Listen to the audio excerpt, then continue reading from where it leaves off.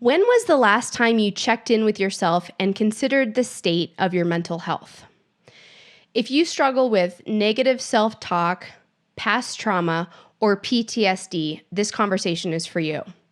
My guest today is going to help us understand how to build a resilient mindset and what it takes to develop mental health fitness. Welcome to C60 Health Connections, where we meet with leading experts who can help you elevate performance in all aspects of your life. Abigail Manning is with us today to help us understand how to take back control over your mental health. Abigail is the founder of Create Awareness, Change Lives.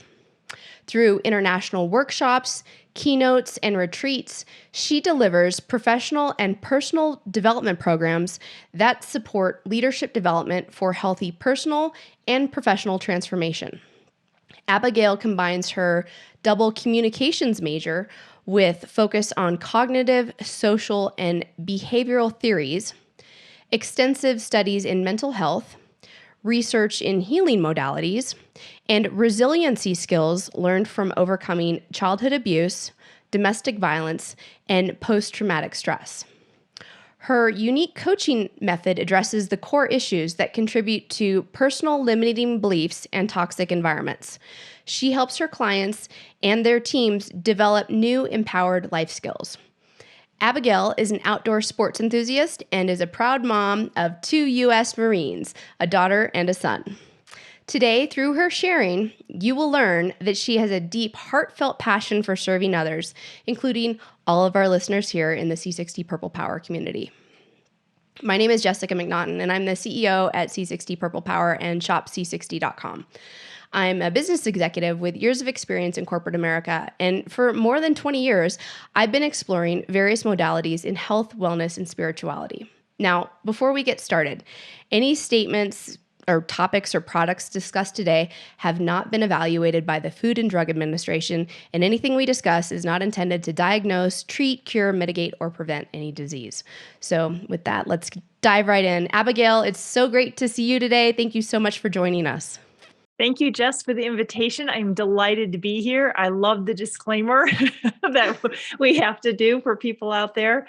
And I can only speak about what helps me and has helped the people that have been in my workshops and retreats and things like that. So hopefully today we'll have some information that might be helpful to other people. And if nothing else, maybe it'll just be a delightful conversation. I am so excited to connect with you. This is such an important topic.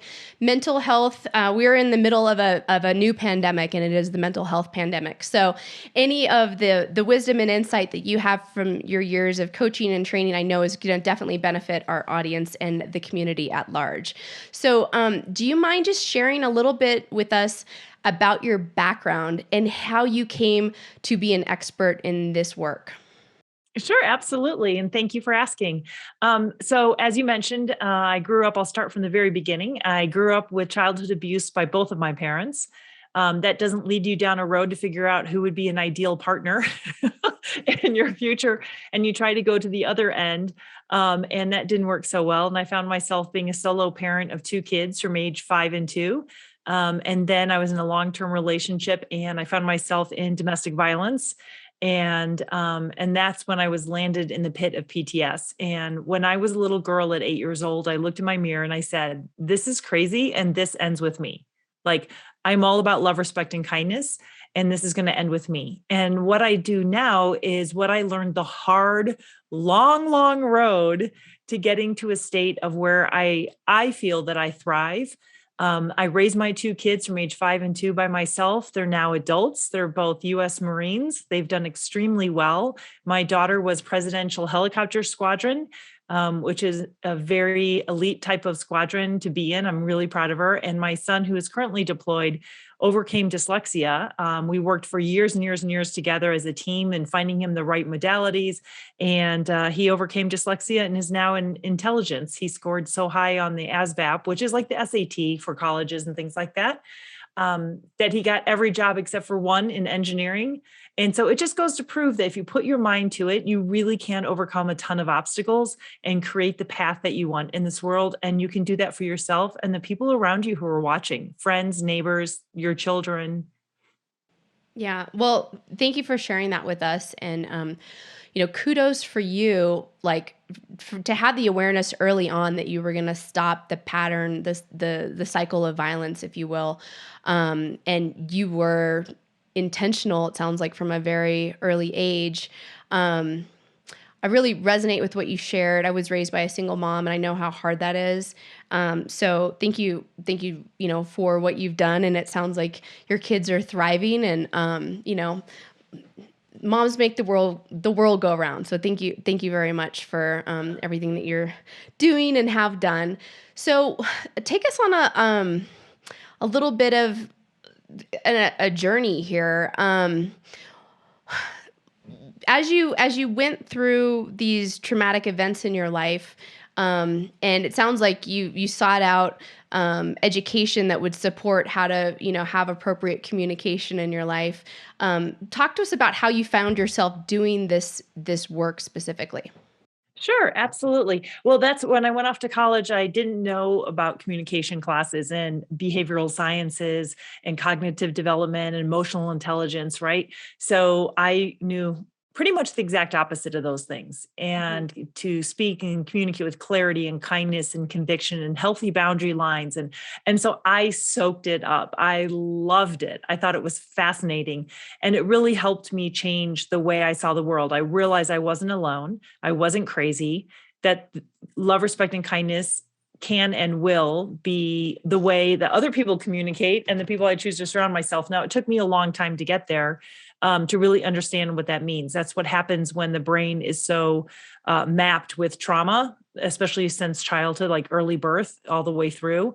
It rewires your brain. So, a lot of the modalities I do, I love teaching people how to rewire their brain in through different types of modalities. But before we go into anything like that, what I realized was I could just communicate to my kids the way that I wanted to have been chatted with, talked with, hugged, loved, mentored, role modeled, right? So I raised them that way. And I ran my own company for 25 years so that I could be at their gymnastic meets and their baseball events and, quickly showing up before the school event with their costume because they said, "Oh, I forgot a costume. Can you go to the store and get me one before you show up in, 45 minutes?" Of course, not a problem. And when my son was a senior in high school, he said, "Mom, you are going to be a really ugly empty nester. This is this is not going to go well. You are a mission-driven person. You have poured your heart and soul into us and teaching us all these things, and you've put together all this stuff. I think you built a whole curriculum and you don't even realize it." I had talked to them about my own language, like purple threads. I used that as a code word to call them out when they had personal limiting thoughts. I used all these different type of code words and visual imagery. And he was the one who said, you have an obligation to share this with other people. And honestly, that's what I did. I just started sharing it with people and then it launched from there. And I've worked really hard to make it launch. But I started this company about, I think, 5, maybe 6 years ago now. And it's been remarkable how much people are soaking it up. Like I did those communication skills. People are soaking up that there can be intentional, as you said, there can be inspirational, that is really powerful and impactful and changes your life. And so I kept growing and developing it. Now I have a quarterly workshop for the USDA. There are 300 women of their Emerging Women Leadership Series. They're all disabled women. And it's about no glass ceiling, seeing beyond what you can currently see into the future and make your best life now. And how do you do that? That's so beautiful, and I love that your son really called you out on it and said, "Mom, you have an obligation to share this information with the world." That's amazing. I love that.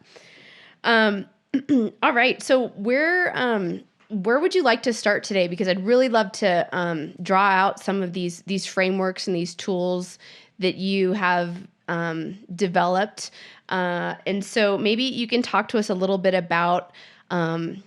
If someone has an awareness that, they've dealt with some significant trauma, they've got PTS, and they don't really know where to go, what's the first step that you need to take to start kind of reclaiming your mental health?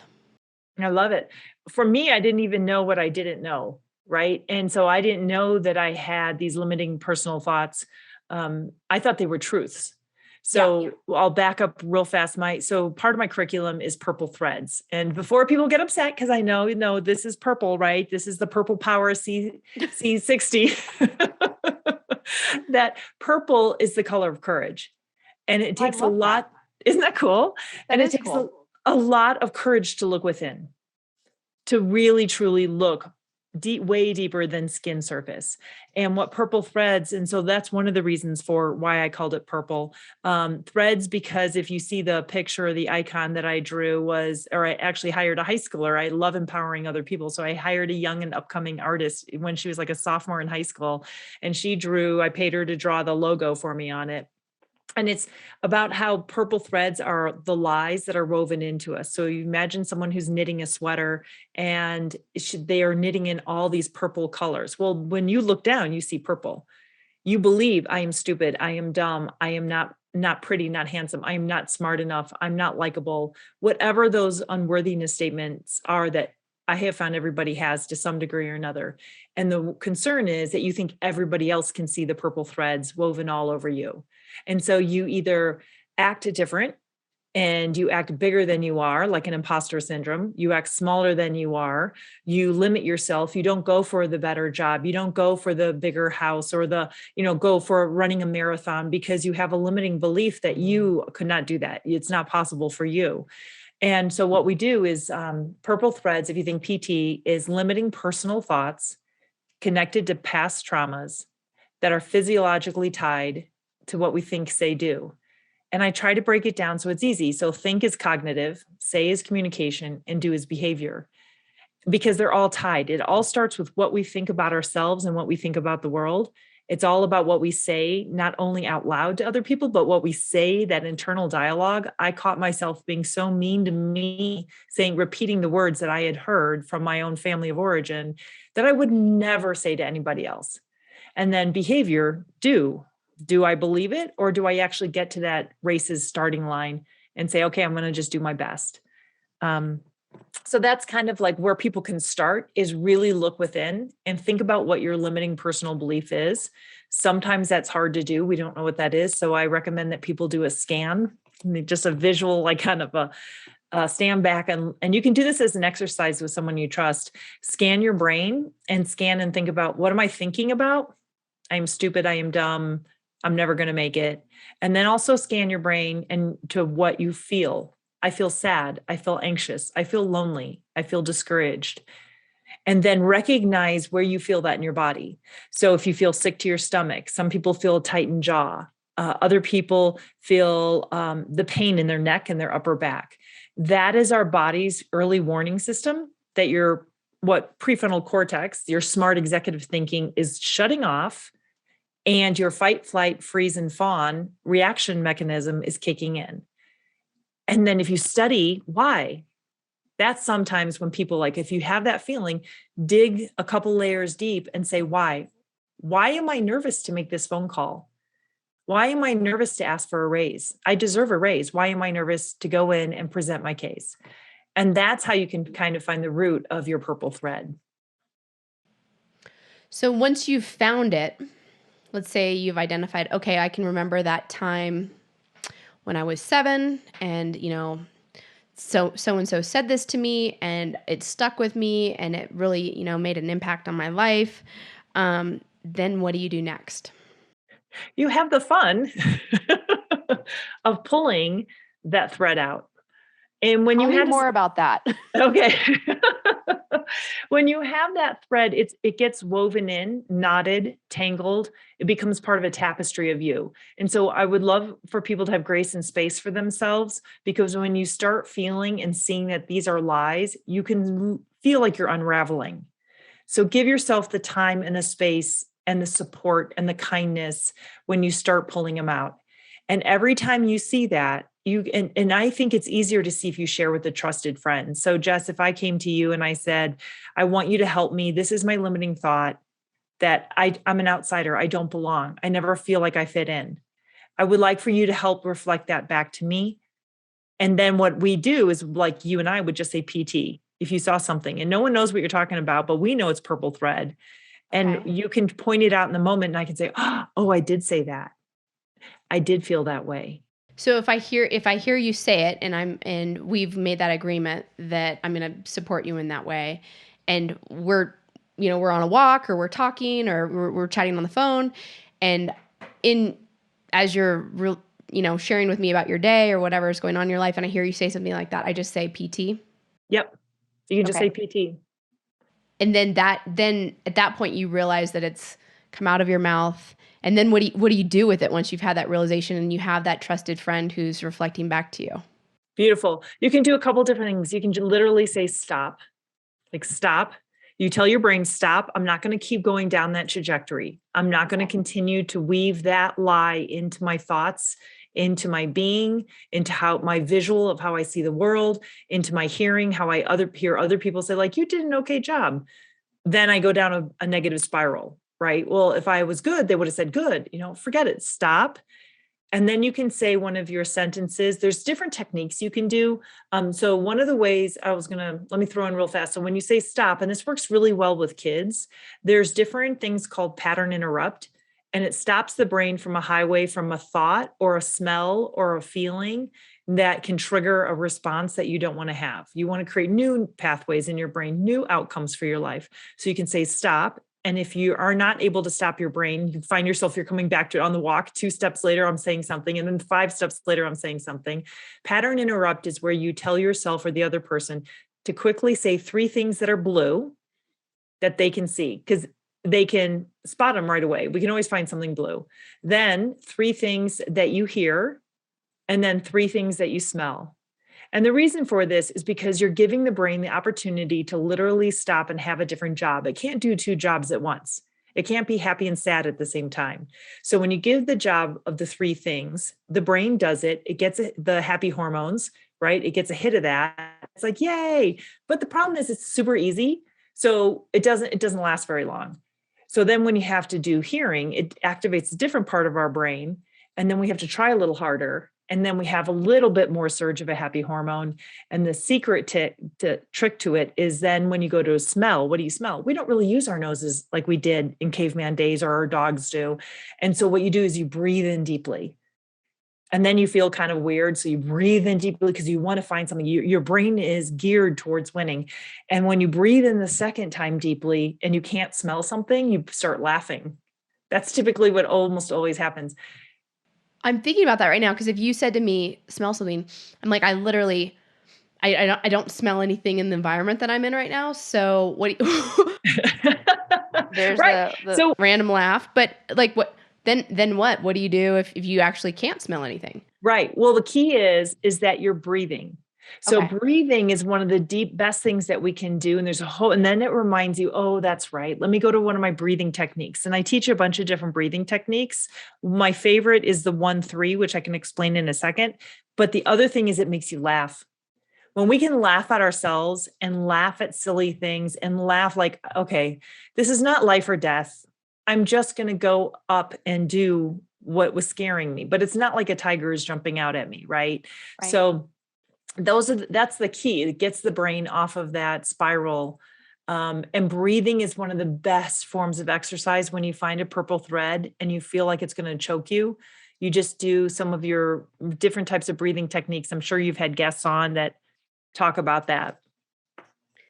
Yes, but I want to hear about your favorite. But before we do that, so I'm curious. So let's say you've identified this purple thread, and like you said, you can feel like you're unraveling when you start to pull it out because it is so ingrained in the fabric of who you are and your belief system and kind of how you've grown up with your programming.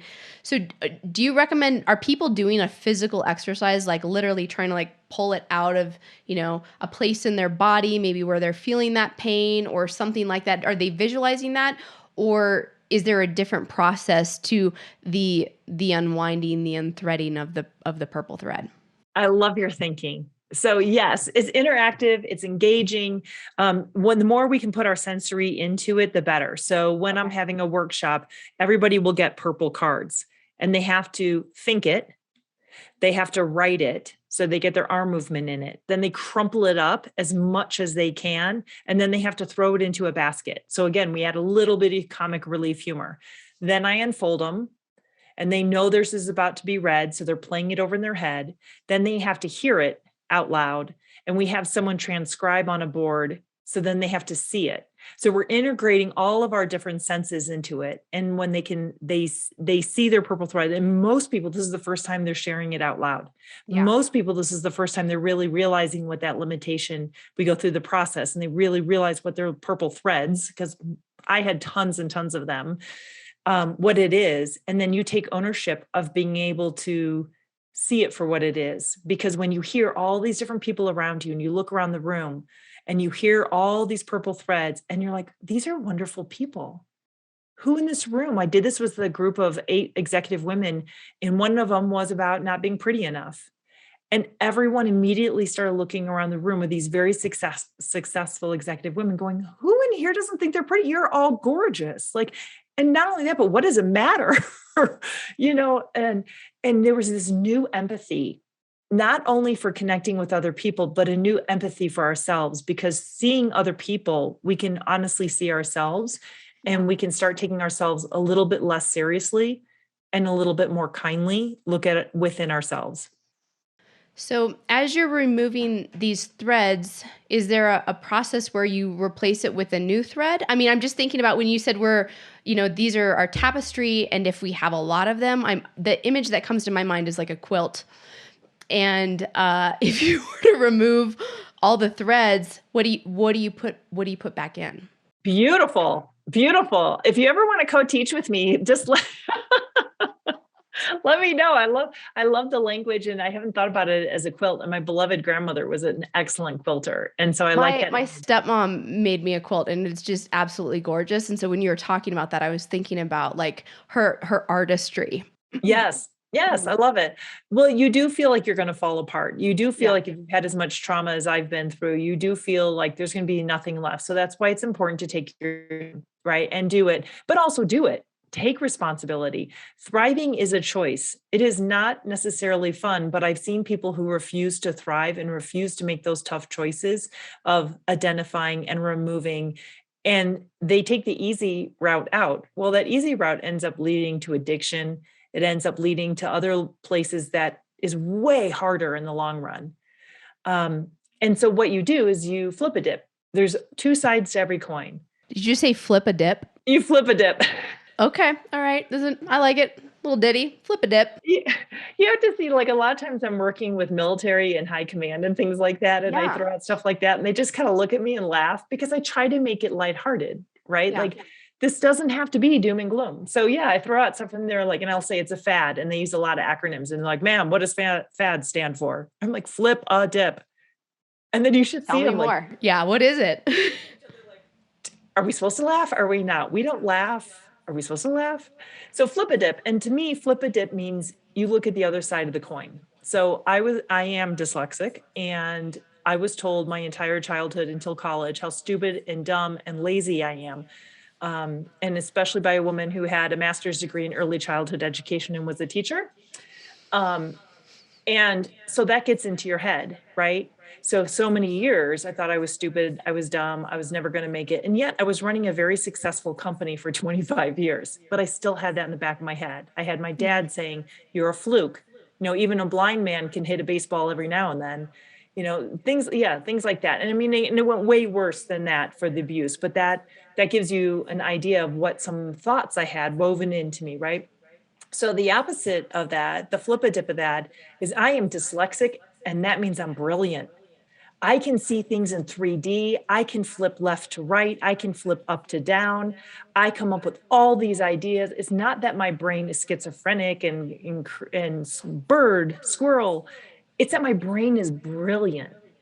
I love that. I love the flip a dip. Okay. Cool. All right. So then what about breathing? Your favorite breathing exercise. So you do the flip a dip, and then you've got to incorporate some breathing to support integrating the new opposite thought, correct? Correct. Exactly. And also, real fast before we do the 1-3 breathing, is the bridge of I choose. So if you think you're stupid and you say, I am brilliant, the mind is going to reject it. It's going to say, liar, liar, pants on fire. So if you say, I choose to believe I'm smart. I choose to know my brain gets smarter every day. I am confident that I will be good at math one day. Like, put a little bridge in between there. Eventually, you won't need that bridge, but it's harder if you're trying to force a horse pill down your mouth of I am brilliant, because it'll feel phony. And then it's almost like someone who has an addiction, then they go back to the addiction because it feels safe. It feels safer not to try to confront that. And so when you feel unsafe, that's when you breathe. When you feel tense and nervous and scared, the first step of the adverse spiral is stress. So my favorite breathing is the 1-3. You breathe in through your nose for whatever one count is for you, and then 3 times longer that out through your mouth. And so if you're an endurance runner, I was working with some people yesterday and I'm an endurance runner, and I guess they were like, I'm about to pass out. I'm like, oh, sorry. Because I was breathing in so slowly and then out for a count of 3. Okay. It turns on your parasympathetic system, which helps you get back to your prefrontal cortex, your brain, your executive thinking, your owl, the smart part of your brain, that where we want to make our decisions. That's where we can treat ourselves with kindness and intentional change. And that's where we thrive, is when we can stay up there. What are some of the secrets to staying in that space where we're intentional and we're kind and we're aware of our ability to give ourselves love, and we're like, what do we need to do to get there? I would say off the cuff, two quick things, and they're again opposite side of the coin. The first one is surround yourself by quality people. You are like the top 5 people you hang around. If you're watching TV shows, movies, books, those are influencing your brain.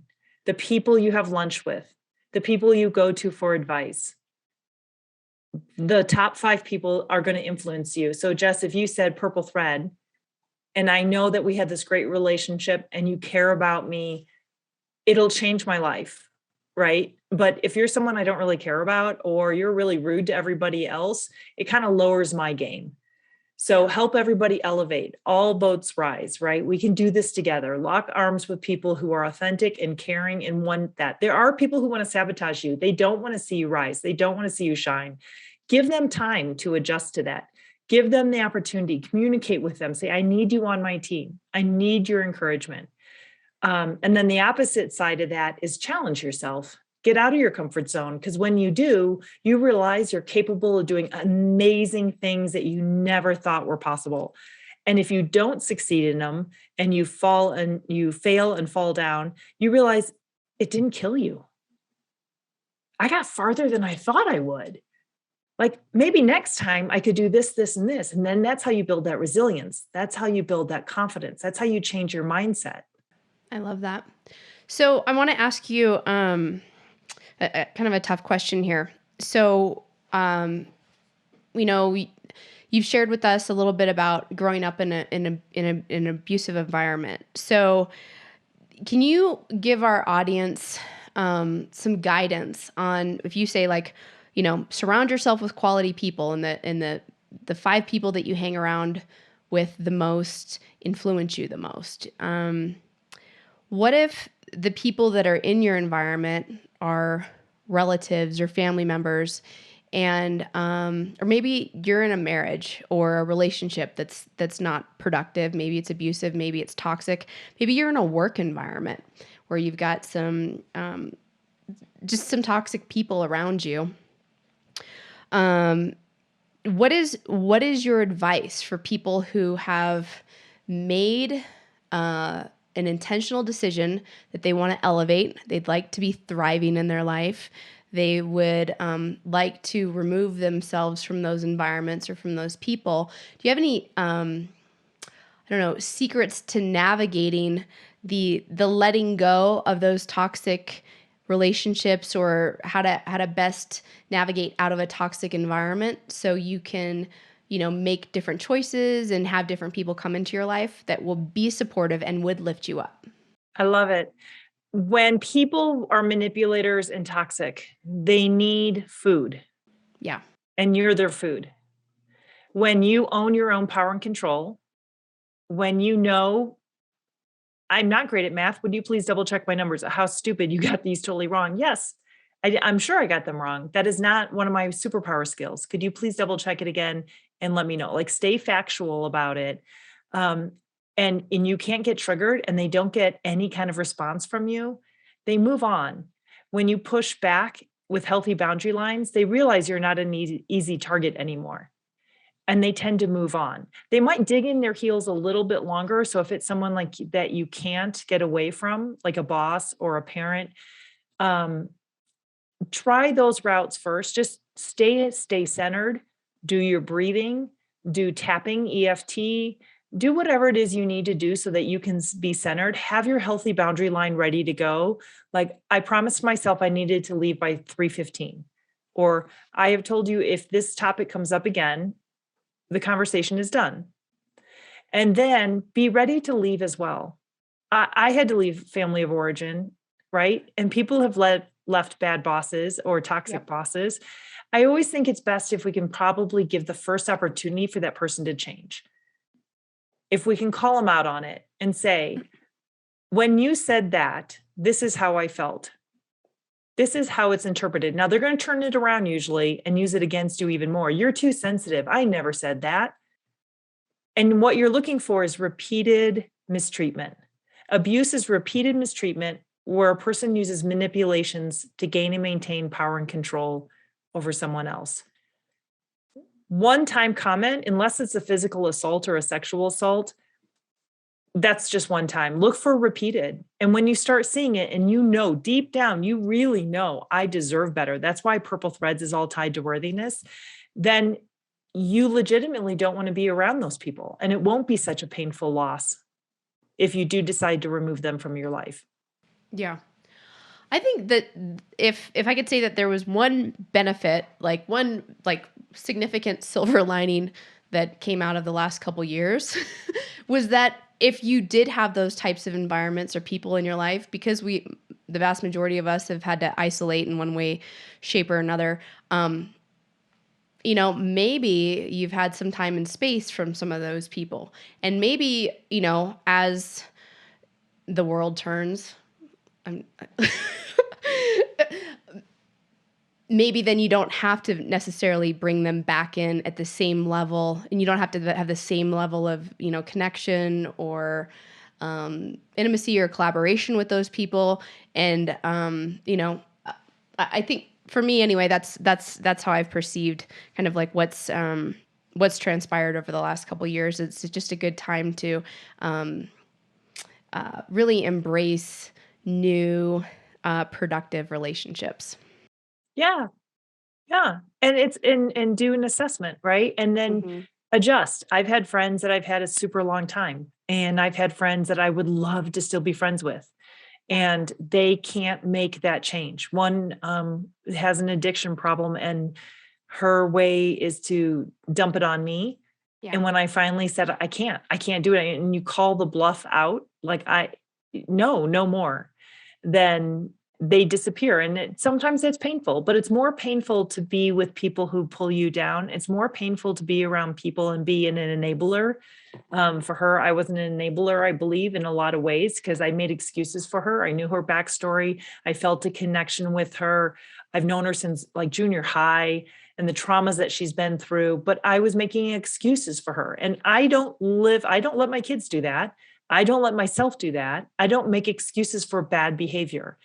Like, we all have down moments, we all have mistakes or whatever, but repeated mistreatment, repeated bad behavior that's harmful to other people is unacceptable. It's unacceptable.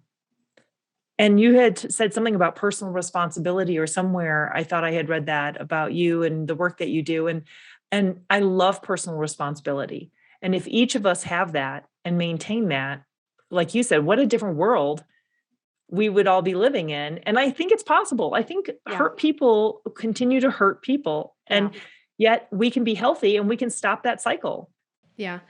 I think that that's what you just said was really powerful, that about the repeated bad behavior, because you have to be able to identify those patterns and what's happening to you in your life. And you also have to, if you want to recover from trauma or PTSD, you've got to be able to say, hey, you've got to have those healthy boundaries, and you have to be able to stop those situations from occurring to you. And it's very empowering to start to practice those healthy boundaries. And when I love the framework that you shared with us about, just having those tough conversations and letting them know where the boundary is and what's going to happen if it happens again, or if it continues, the conversation is going to stop. You're not going to be available for more of that. And I think that that's really healthy. Are there additional recommendations that you teach that support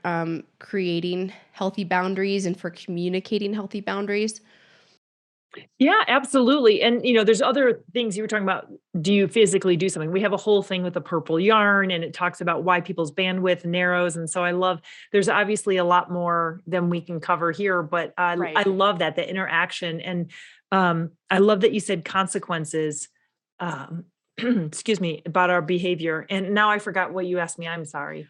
Well, I'm just wondering for recommendations for creating healthy boundaries. If you have any additional suggestions for what people should do to, especially if it's a new skill, especially if you have people that are close to you, or you've known, like you recommend, or you mentioned your friend who you've had a lifelong relationship with. When you start to make these changes, other people, it might be uncomfortable for them. And you've mentioned grace and space, and I love that language. It's important to have that for ourselves, but also you also had recommended, let's give these other people the benefit of the doubt. Let's give them one chance, at least, to make sure that you've taken the time to communicate the boundary, and how will they respond or react to that. So what else in terms of like a framework or recommendation is available for facilitating healthy boundaries? Love it. Thank you. And that's part of the dyslexic brain that sometimes gets frustrating, because I could have felt stupid, but because it had like 10 different things I wanted to say. And also I'm like, wait a minute, what did she ask me? So I'm right there with you. so owning it, I think, is really powerful. And so I've learned to just go ahead and demonstrate it versus being embarrassed by it. So thank you for being I so know kind. you have a genius brain, Abigail. Well, I will say thank you. Thank you for weaving that into my head. That's healthy for me to hear that. Thank you. So about recommendations for healthy boundary lines. One is double check yourself, scan yourself really fast. If you're anxious, nervous, sick to your stomach, that is probably not the best time. You could ask, hey, I need to go grab some water.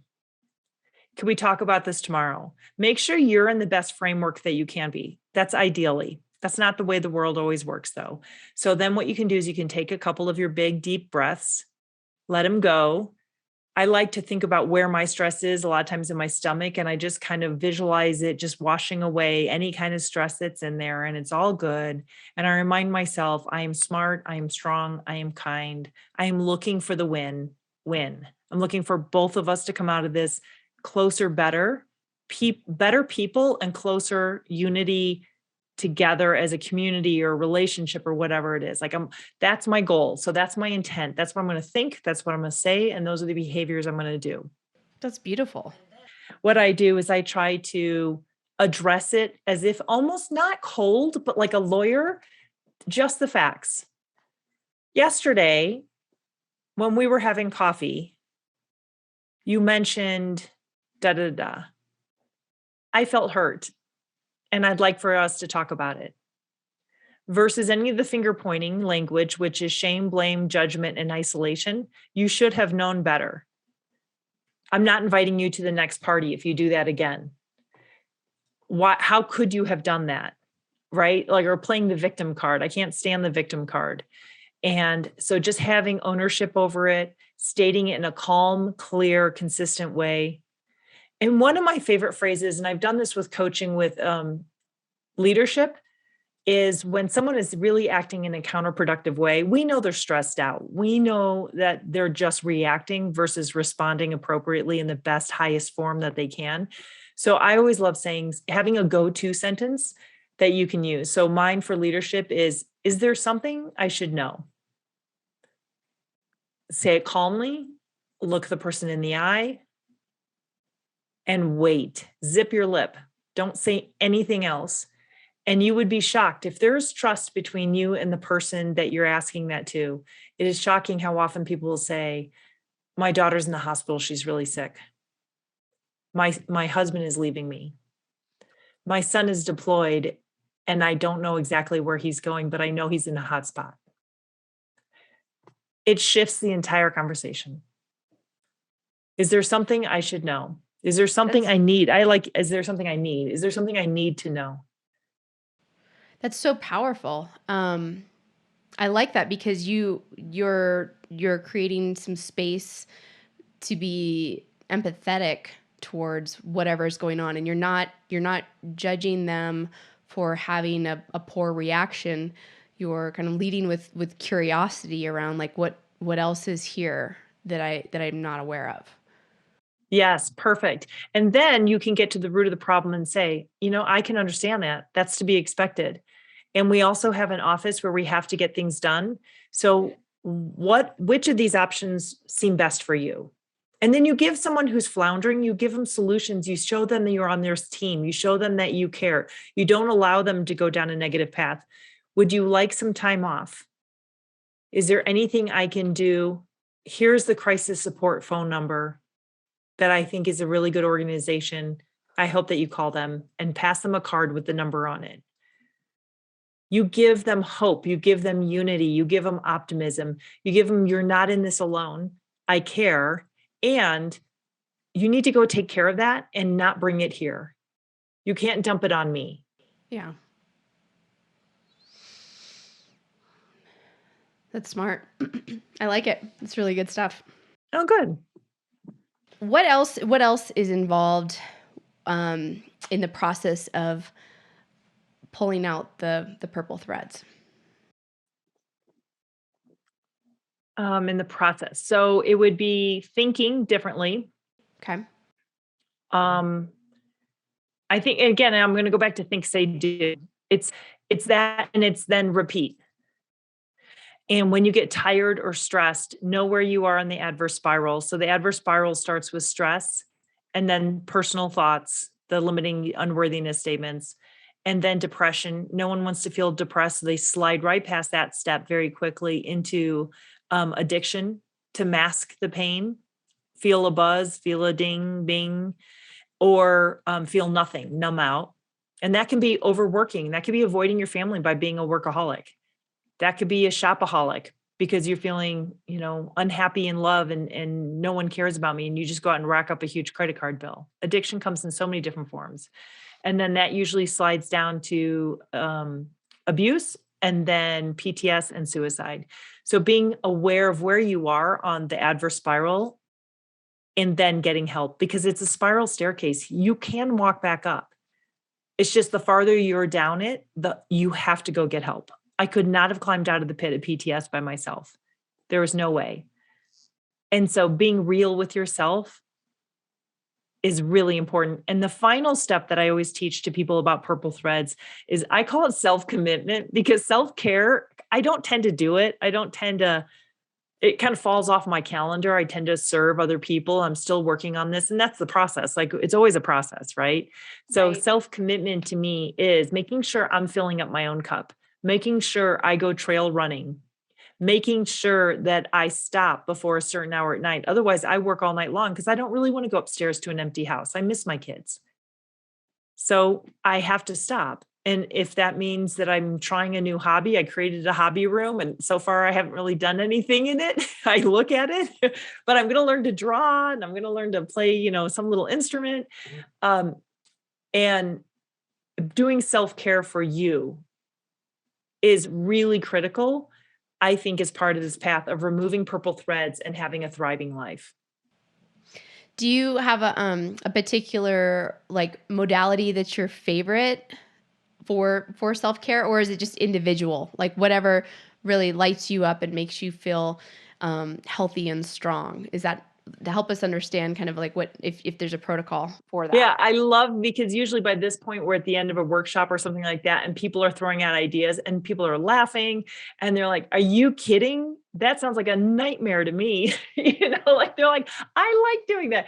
So like, I love doing endurance sports. I love being outside. I love when I'm sweaty and grimy and like pushing myself physically to the limit. And that's when people are like, I like reading a book underneath an umbrella with a margarita.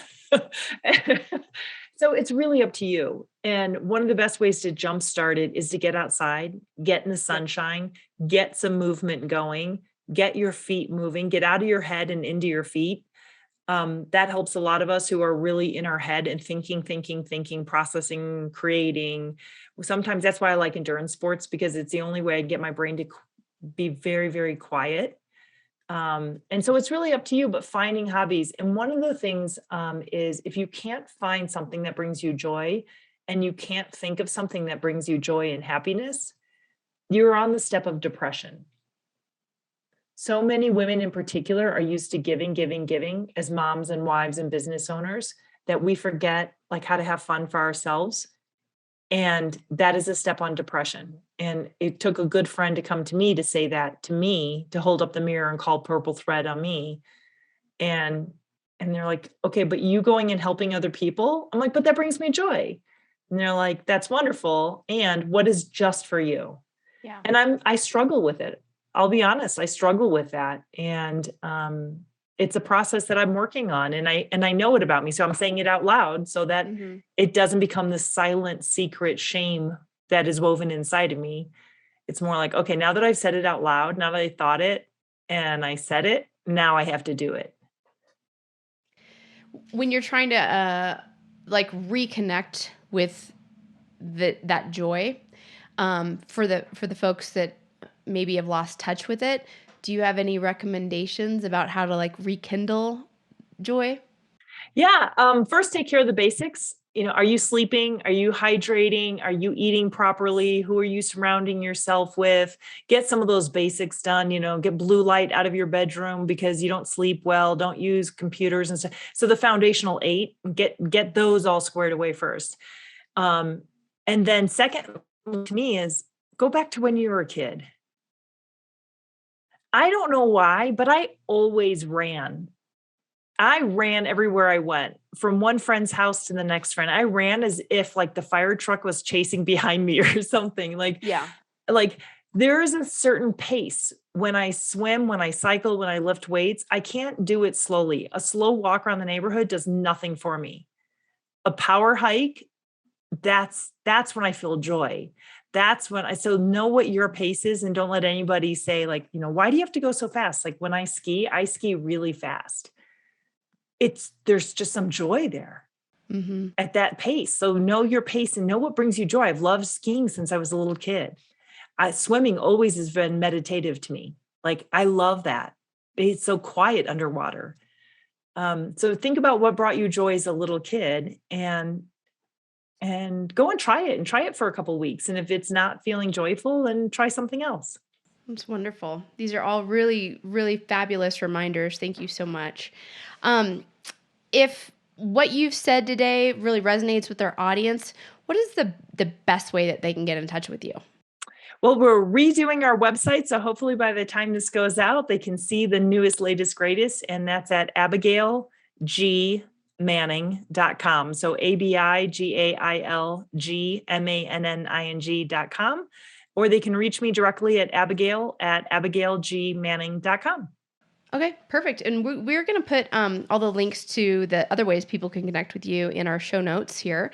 Abigail, do you have any kind of parting words of wisdom for our audience, people that are, interested in reclaiming, or maybe even for the first time, developing this resilient mindset and really taking back control over their lives and their mental health?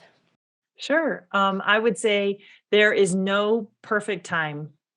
Right now is the absolute best time you can do it, right this very second, because you're going to be busy tomorrow. You're going to be busy the day after it. It's going to be all of a sudden December when you turn around. So right now is the right time for you to start make right decisions for yourself. And they can be small. And when you stumble and you don't make a great decision on whatever that goal is, that's okay. Tell yourself that's to be expected. It's okay. stand back up, keep moving forward, focus about what your goal is, write it, put it on a post-it note, tell your friends, think about it every single day, journal about it, force yourself to reframe your brain to see it as if it's already happened. And one of my other modalities I love doing is 68 seconds. When you're having your cup of coffee and you have this vision of where you want to be and who you want to be right now, right? Not someday in the future, but the best version of me. I want you to set a timer for 68 seconds. And I want you to visualize that best version of you. What does it look like? Where are you? What are you wearing? What are you saying? Who are you talking to? Visualize it, hear it, see it as much as you can for 68 seconds. And it will literally rewire your brain because the brain will believe it as truth and it will help you on your path. I love that. Thank you. How many times a day should we do the 68 seconds trick? Well, I'm kind of in a mode right now. I need to do it more often than not, but I like doing it in the morning. It kind of just sets the right tone for the day. But if I find that I've had upsetting news, I lost a contract that I was counting on, I didn't hear from my kid and I thought I was going to by today, and that panic can take over, especially having, Marines and things like that, panic can set in. Yeah. I quickly stop it and I see my kids all sitting around the kitchen table and we're talking and we're laughing and we're eating one of our pizza dinners and their, music is playing and I instantly shift my mood and my mindset. It's amazing how quickly you can do that when you're in stress or grief or sorrow or loneliness or worry. It'll change your brain, it'll change your life. That's beautiful. Thank you so much, Abigail. This was a wonderful conversation. I so appreciate all of the great tools and modalities that you've shared with us today. And I just love this concept about the purple threads. So I can't wait to start using it and unpacking some stuff in my own life. Oh, well, fabulous. Thanks for sharing that. Thank you for having me on your show. That's the mission, is to help people learn how they can be their best version and thrive today, starting right now, starting today. I love it. Thank you so much, Abigail. We'll talk to you soon.